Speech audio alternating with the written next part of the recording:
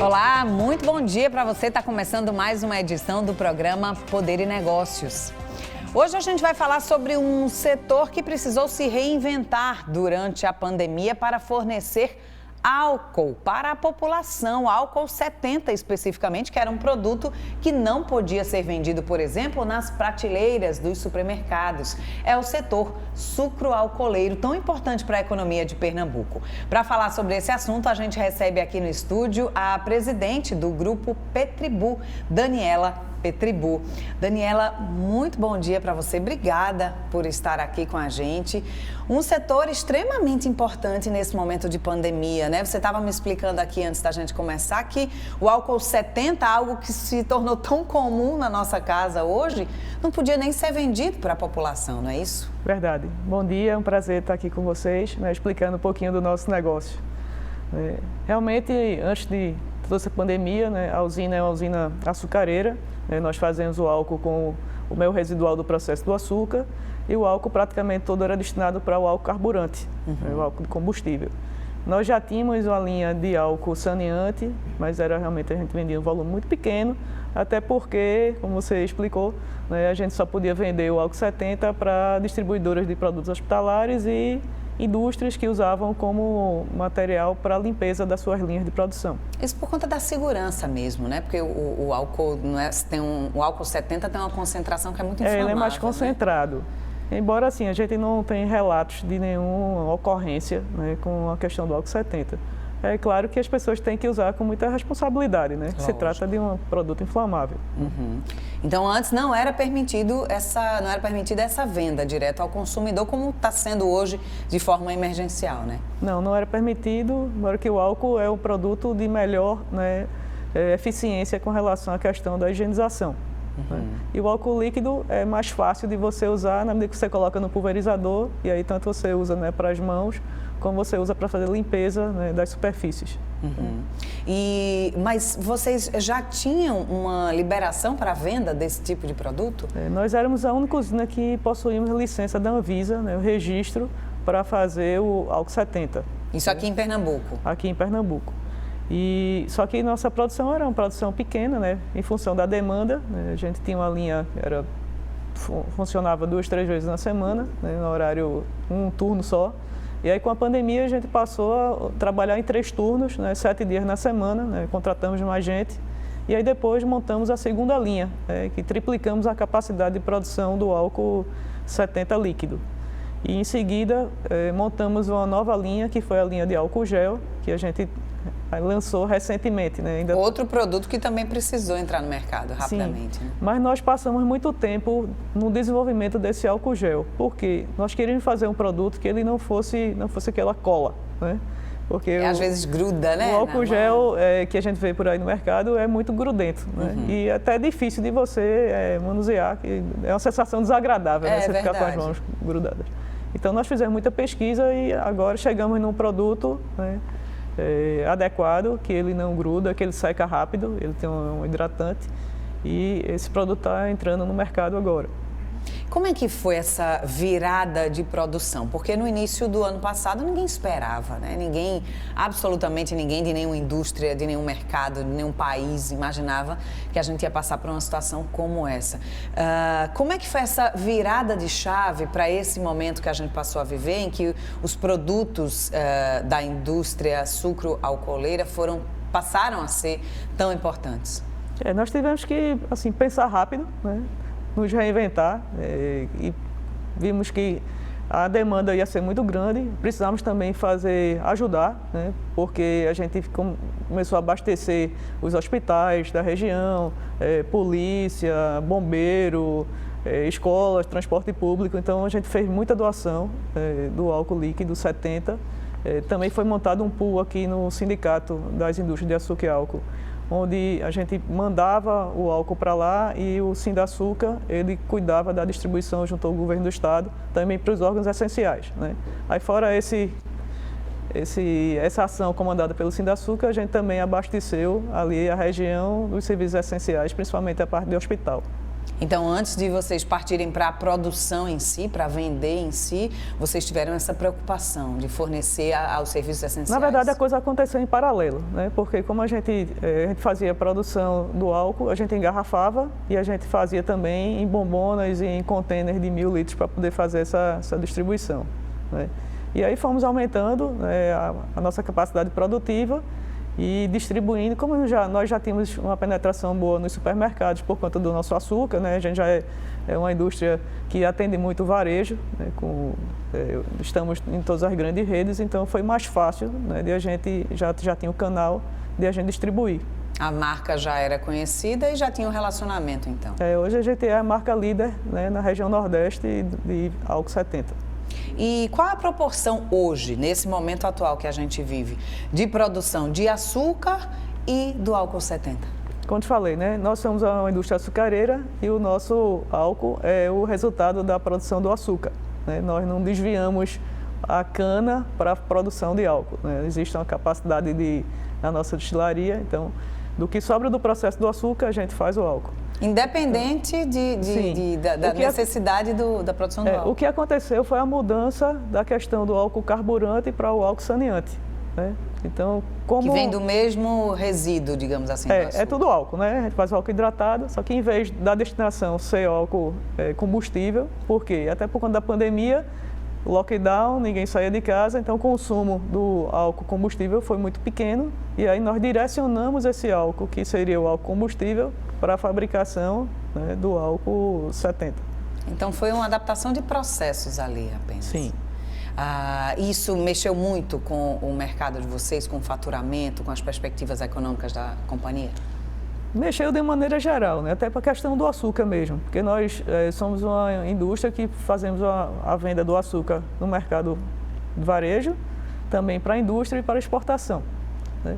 A parte da indústria, como no começo da pandemia, todo mundo ficou com muito receio, não sabia o que é que ia vender, como é que ia ficar a produção, então muitas indústrias diminuíram a retirada do açúcar, né? Inclusive, logo no primeiro mês a gente levou alguns sustos e alguns suspenderam o pagamento, enfim, a gente ficou muito preocupado. Por outro lado, houve uma janela de exportação maior, né? Então a gente também aproveitou que o dólar estava alto, né? Então direcionamos parte desse açúcar que seria para a indústria, né? No caso, como as indústrias estavam produzindo menos, direcionamos para a exportação. E como é que tem sido o relacionamento do grupo, um grupo pernambucano, com esse mercado internacional atualmente? Qual é a demanda que se tem do açúcar pernambucano? O açúcar, a gente tem uma facilidade, né, pela proximidade do porto. Então, assim, Pernambuco tem uma característica de ser um estado exportador, embora, assim, tudo depende muito do preço. Quando o preço no mercado internacional, juntamente com o dólar, favorece a exportação, né, nós somos um potencial exportador. E como que a usina Petribus se posiciona diante das outras indústrias do mercado brasileiro? A gente divide mais ou menos a nossa produção, um terço, um terço, um terço. Um terço varejo, um terço indústria, um terço exportação. Mas como nós fazemos geralmente contratos de safra, né? Nós não temos contrato de longo prazo, geralmente a gente fecha contrato na safra e a gente também deixa uma margem para que a gente possa direcionar para um mercado ou para outro, então a gente vai acompanhando e à medida que a gente vai fazendo as contas, né, e vai direcionando o produto para quem tiver uma melhor remuneração. O açúcar pernambucano está em que países do mundo? Ele vai para os Estados Unidos, vai para a Europa, vai para o mercado mundial. Ou seja, são vários os... Porque nós vendemos para trading, né, e a trading aqui vende para o destino final. Então não é diretamente uma venda para um país específico que faz o pedido? Não. A gente vende sempre para comercial exportador, né? Isso é uma prática com outros produtos, né? Talvez o café e outros produtos que a gente pode chamar fazem parte ali das commodities, é assim que funciona? Sim, porque elas compram em grande quantidade, né? E aí é questão de preço, pagamento, mais segurança na transação. Uhum.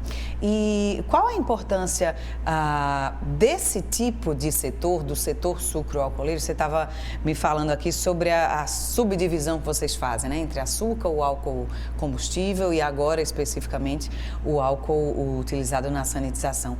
Como tem sido a importância desse setor para a economia aqui em Pernambuco? Olha, é um setor extremamente importante, visto que ele emprega, né, um dos maiores empregadores do Estado, né? Porque a gente usa uma mão de obra, né, excessiva. Nós temos a parte agrícola, que é uma parte que a gente precisa de muita gente, né, para fazer a parte de plantio, os tratos culturais e o corte da cana, né? Já é um setor que a gente mecaniza no campo algumas atividades, mas em função da nossa topografia, né, que é um relevo mais acidentado, a gente precisa ainda de muita mão de obra.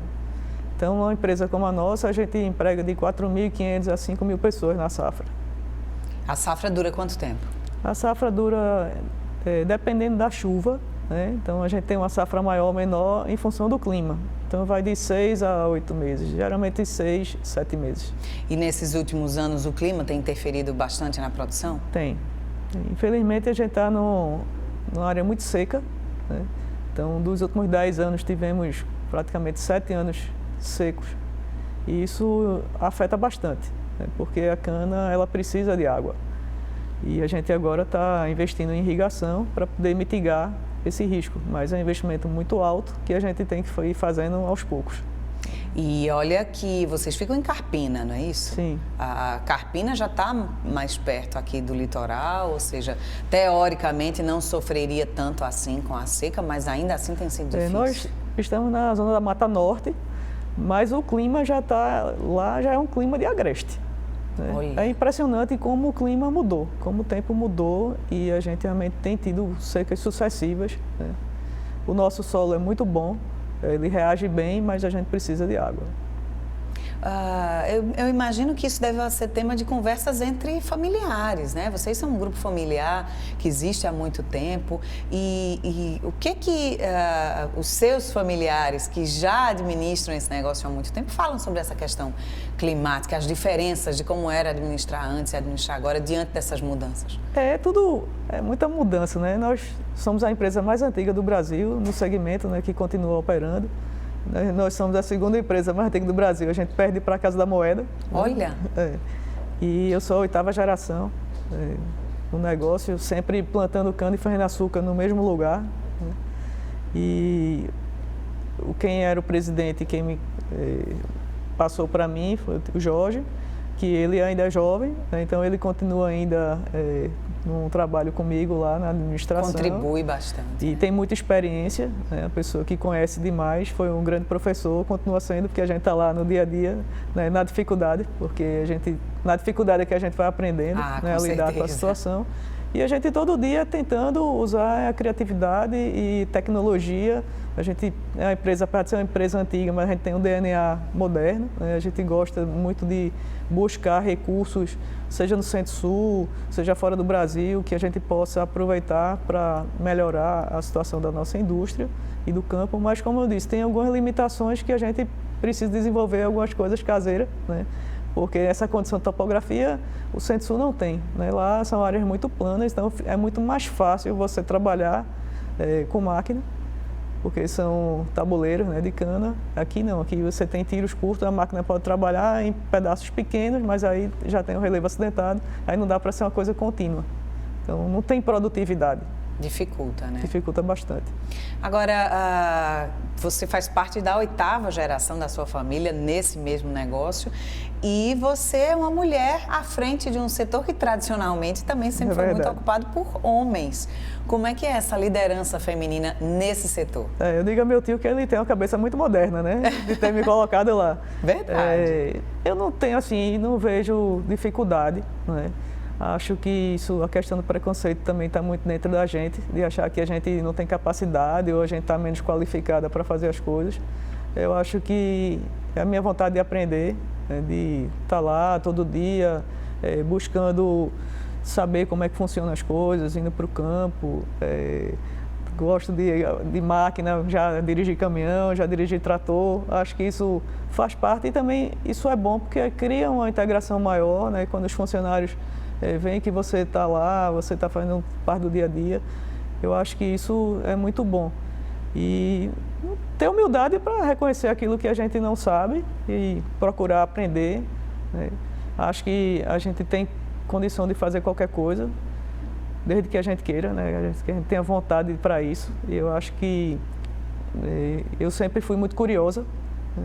de querer saber o detalhe das coisas. Eu acho que isso é que me leva qualquer pessoa a aprender mais, né? A saber um pouquinho mais a cada dia. Lá na administração nós temos muitas mulheres, né? A maioria do nosso escritório na parte administrativa é feminina, mas foi uma seleção natural, né? Na hora que a gente foi precisando fundir algum setor, diminuir o quadro, foram ficando aqueles melhores. Então, é porque é mulher ou porque é homem, foi a questão da capacitação para o serviço, né? A gente não tem mulher trabalhando dentro da indústria, nós temos no laboratório. No laboratório nós temos, mas é uma coisa que eu penso que a gente possa criar alguns programas para que a gente possa fazer mais inclusão feminina, né? Nós temos uma motorista de ônibus, uma mulher, já tivemos uma tratorista, já tivemos uma mulher na oficina, e aí a gente vai dando as oportunidades. O que você acha sobre esse tema? Eu imagino que seja um tema recorrente na sua trajetória, né? Porque realmente não é comum ver mulheres ocupando a sua posição. Nesse setor especificamente. Eu acho que já me acostumei assim, a participar de uma reunião onde só tinha eu de mulher, né? Já fui para algumas conferências fora do Brasil e tal, num congresso de irrigação, 200 pessoas, 250 pessoas, tinha eu e mais 2 mulheres, né, na plateia. Mas eu acho que isso faz parte, né, de um processo de mudança. Acho que as mulheres hoje estão conquistando mais o seu espaço, estão indo para a luta. Muitas mulheres são também arrimo de família, né? Acho que tem muita coragem de fazer a tripla jornada, né? De trabalhar e chegar em casa e cuidar do filho, da família, fazer serviço doméstico. Acho que ela tem uma força muito grande, né? E também acho que a mulher é muito detalhista, assim, gosta de fazer as coisas bem feitas, consegue fazer várias coisas ao mesmo tempo, né? Isso eu acho interessante, eu acho que é uma característica, a gente consegue fazer 3 coisas ao mesmo tempo, né? A gente consegue achar as coisas, né? Às vezes não tem muito essa percepção, não, está ali, não está, não, está, né? A gente consegue, acho que o nosso jeito de também ouvir um pouco mais, aquela questão de um jeito meio mãezona de ser, de lidar um pouco melhor com a questão do dia a dia das pessoas, ser um pouco conselheira, ser um pouco psicóloga, acho que isso tudo ajuda no dia a dia. Um conjunto de habilidades que são importantes, né? Para o dia a dia profissional em qualquer empresa, né?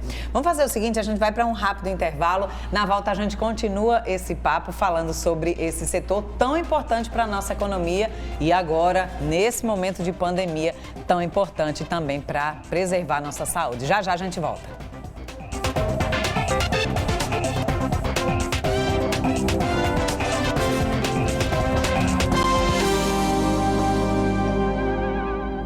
Estamos de volta com o programa Poder e Negócios. A gente está falando hoje sobre um setor extremamente importante para a sociedade como um todo. Nesse momento de pandemia, o setor sucroalcooleiro, que é o setor que fornece, por exemplo, o álcool 70 para que a gente consiga higienizar melhor nossas casas, hospitais, empresas, enfim. A gente está recebendo aqui no estúdio a presidente do Grupo Petribu, Daniela Petribu. Você estava me falando sobre essas adaptações, né, que o mercado teve que fazer, que acabou não sendo tão difícil, porque à medida em que houve uma diminuição do consumo do álcool combustível, foi necessário o aumento da produção do álcool 70, por exemplo, né? E para esse ano em que essa medida de emergência, ou seja, que a permissão da venda do álcool 70 ainda é possível por conta do momento de emergência que a gente está vivendo, como é que deve ser esse ano para esse setor, especificamente para o Grupo Petribu? Como eu estava falando, nós lançamos recentemente o álcool gel, né? A gente estava trabalhando somente com álcool líquido, lançamos o álcool gel em embalagem de meio litro e em bombonas de 5 litros, justamente para um uso doméstico e o uso mais industrial. E a nossa meta, o que a gente sempre busca fazer, é a questão da inovação, é todo ano lançar pelo menos 2 produtos. Então, além do álcool gel, esse ano a gente está lançando o açúcar mascavo, né, que é um açúcar mais rústico, para essa linha mais saudável, e também estamos lançando o açúcar glacê, que é da linha do açúcar confeiteiro. Então, todo ano a gente tem aí umas novidades na indústria, seja na parte de álcool, seja na parte de açúcar. Você falou no início do programa sobre como vocês precisaram de mais mão de obra para se adaptar a esse momento. Foi necessário uma mão de obra maior também no setor de tecnologia para o desenvolvimento desses produtos agora mais necessários? Na parte de desenvolvimento, não. A gente tem uma equipe interna que a gente trabalha essa parte de pesquisa e desenvolvimento, né? Nós temos um setor específico com o pessoal de TI que apoia a gente, né? E a questão mesmo assim é do tempo para a gente chegar no ponto certo daquele produto, né? Porque a gente prima muito pela questão da qualidade, né? A gente tem um nome, a gente tem uma história e a gente quer só lançar produto quando a gente chega no ponto ideal. Então isso demora um pouco, né? E aí depois desenvolvendo embalagem e tal, da arte. Mas esse açúcar mascavo, por exemplo, foi um açúcar bastante difícil, foi bem desafiador a gente chegar no ponto dele. E é um produto que o mercado hoje demanda bastante, né? Por conta da alimentação mais saudável.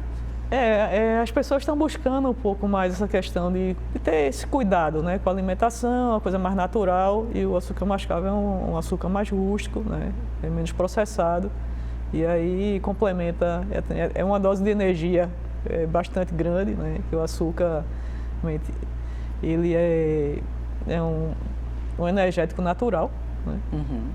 Então, ele está compondo aí a mesa dos atletas, é o açúcar mascavo. Agora, como que a tradição, vocês estão no mercado há décadas, muitas décadas, como que a tradição ajuda vocês, ajuda a empresa a se manter firme num momento de crise como esse? Eu acho que nós vamos fazer 300 anos de história, né? Nós somos desde 1729. E agora, né? Nessa década, vocês já vão fazer 300 anos. Exatamente.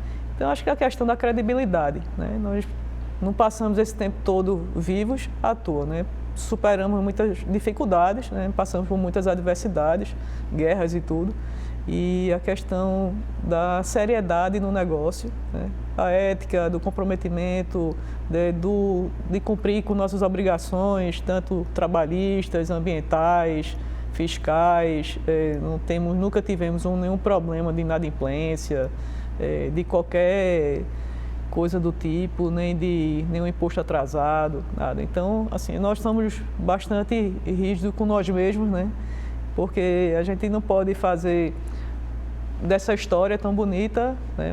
A gente tem que continuar tendo uma história de sucesso. É difícil, muito difícil, né? As pessoas não imaginam o quanto é difícil você lidar, como eu estava falando, né? Tem algumas adversidades, porque você pode estar fazendo tudo certo, mas aí não chove, ou o preço cai, você trabalha com commodity, tem coisas que você não consegue dominar, né? Não está na sua mão. Vem uma pandemia. Então, tudo isso você tem aí que estar se adaptando, né? Tem que ser criativo, tem que ser rápido nas decisões, na virada de chave, você não pode demorar, né? E eu acho que a questão mesmo da tradição conjuga com a questão da nossa credibilidade. E isso faz diferença num momento como esse, por exemplo? A gente já há alguns anos vem enfrentando crise econômica, agora especificamente a pandemia. Há essa incerteza política também que circunda o Brasil inteiro. Então, isso faz diferença a firmeza na história da empresa? Faz diferença, na medida que, por exemplo, na questão do álcool, nós compramos várias marcas para fazer teste no laboratório, né? Toda marca diferente que a gente via, a gente mandava comprar e analisava. Então, para conhecer mesmo o produto que está no mercado. Exatamente. Então, de N marcas que a gente testou, pouquíssimas, elas eram aquilo que elas diziam que é, o 70, né? Então, quem compra um produto nosso sabe que ele está comprando o álcool 70. Que não vai vir ali 50, nem 60, nem 40. E o consumidor não tem como saber, né? O consumidor não vai fazer o teste. Infelizmente, assim, a gente fica triste, né? Porque a pessoa está comprando um produto achando que está se protegendo e, na verdade, não está. Então, quando o cliente compra a nossa marca, ele sabe que está levando um produto de qualidade. Isso vocês não abrem mão? Não. Por isso que, às vezes, a gente demora. Por exemplo, o álcool gel a gente demorou a lançar. Já para ter esse compromisso e essa responsabilidade. Vocês não abrem mão, então, de colocar no mercado apenas um produto que vocês realmente confiam? A gente tem que acreditar naquilo que a gente faz, né? É o produto que a gente consome, né, que a gente defende, então a gente não pode colocar nada que não seja perfeito. Que bom, é bom saber. E quais as perspectivas para esse ano, né? Que está começando ainda muito difícil. Esse ano ainda é um ano de muita incerteza, né? A gente não sabe essa questão da pandemia, se vai durar mais 3, 6, mais um ano. A gente às vezes aí achar que a coisa está melhorando e de vez em quando a gente tem uma notícia que deu um passo para trás, né? Acho que a questão do álcool veio para ficar. Acho que não foi só a questão da pandemia, obviamente vai diminuir o consumo quando passar isso. Mas alguns hábitos, acho que foram incorporados na nossa vida, né? Questão de higienizar mais as mãos, questão de tirar os sapatos antes de entrar em casa. Então, isso vai ficar, né? Com relação ao mercado, o açúcar vai continuar esse ano, acho que com preço mais alto por conta da questão da oferta e da demanda internacional. O dólar tende a continuar alto, né, durante esse ano, o que favorece também as exportações. Vamos esperar, então, que esse ano seja um pouquinho melhor para todo mundo, né? Diante do que desse cenário que a gente tem por aí, que por enquanto ainda não é nada animador, né? Mas a gente precisa continuar acreditando, né? Que a gente possa ter, né, a velocidade aí maior da vacinação, para que as pessoas possam se proteger e a gente possa começar a ter uma vida um pouco mais normal, né? Precisamos todos. Daniela, muito obrigada, parabéns pelo seu trabalho, pela sua história e pela história do Grupo Petribu. Obrigada por estar aqui. Eu que agradeço a oportunidade. A gente vai ficando por aqui. Obrigada pela sua companhia. Bom domingo para você. Até domingo que vem. Tchau, tchau.